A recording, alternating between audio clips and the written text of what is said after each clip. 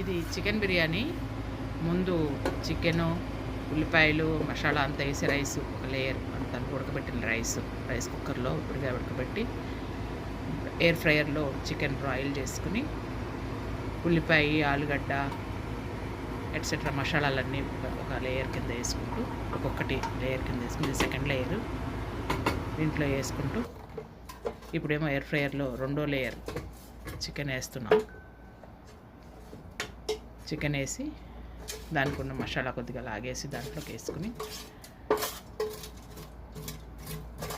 ఒక ఎక్స్పెరిమెంట్ ఇలా చేస్తే దీన్ని ఇక్కడి నుంచి దాంట్లోకి సెకండ్ లేయర్ కింద యాడ్ చేసుకుంటూ రైస్ని కూడా కంప్లీట్గా పూర్తిగా వేసేసుకుని దాంట్లోకి ఆ మసాలా అంతా వాసన దానికి పట్టడానికి ఒక 10 నిమిషాలు దమ్ముకు పెట్టి దాన్ని ఆఫ్ చేసుకుని బిర్యానీ బ్రహ్మాండంగా కుదిరింది.